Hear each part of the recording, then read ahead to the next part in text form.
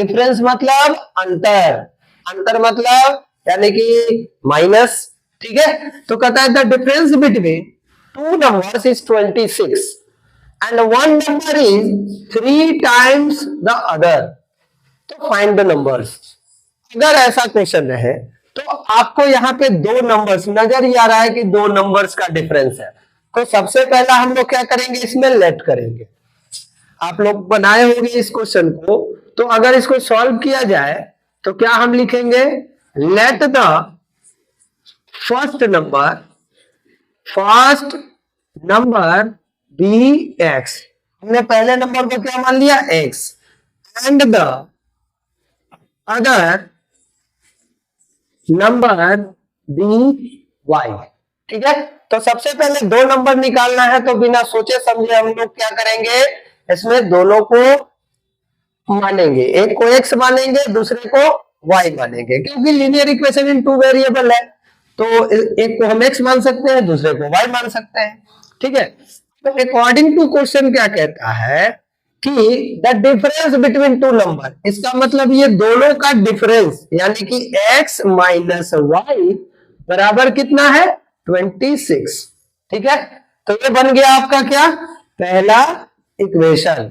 अच्छा, दूसरा इक्वेशन कैसे बनेगा, कहता है कि one number is 3 times the other. अब यहां दूसरा इक्वेशन बनाना है, तो वन नंबर यानी कि एक नंबर एक्स है और बराबर हम रख दिए वाई। चाहो इसको 3 गुना भी बढ़ा सकते हो, इसको भी 3 गुना, क्योंकि एक नंबर एक दूसरे से 3 गुना है, तो आप इधर भी 3x लिख सकते हो, नहीं तो इधर 3y, लेकिन किसी एक ही साइड, क्योंकि इक्वल का मतलब दोनों साइड बराबर। तो अगर हम इसको मान लेते हैं कि ये 3 गुना बड़ा है, तो इसमें क्या लगा देंगे 3, और इसको क्या मान लेंगे इक्वेशन 2। अब इसको बनाने के लिए क्या करना है, दो मेथड हम लोग इस इक्वेशन में इस्तेमाल करते हैं लीनियर इक्वेशन में।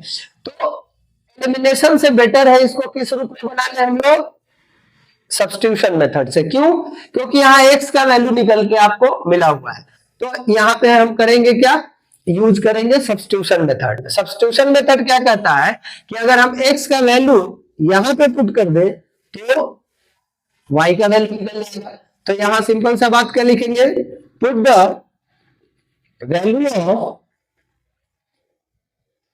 x इन इक्वेशन 1, ठीक है।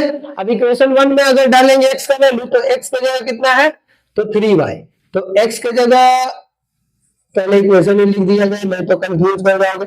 x की जगह क्या लिखना है, 3y माइनस फिर ये y और बराबर में 26। अब 3y कहां से आया, तो x का वैल्यू 3y है, x की जगह हमने क्या रखा, 3y, ठीक है।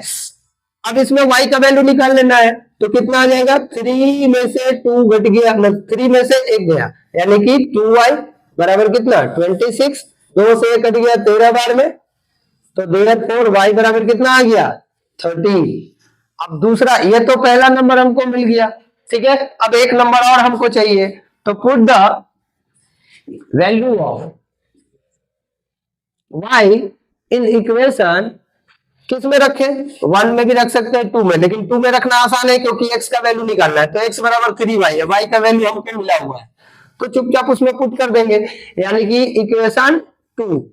इक्वेशन 2 क्या है, x बराबर 3y, यानी कि x बराबर 3 इंटू वाई का वैल्यू कितना 13, तो कितना हो गया 39, तो देयरफॉर x बराबर 39 और y बराबर कितना हो गया 13।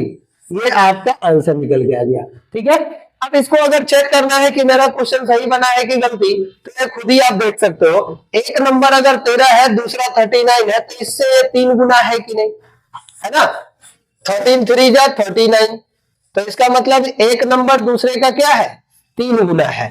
तो यहां पे आप आंसर भी चेक कर सकते हो कि आपका सही आया है कि गलत आया, ठीक है। तो अब चलिए बढ़ते हैं हम लोग आगे।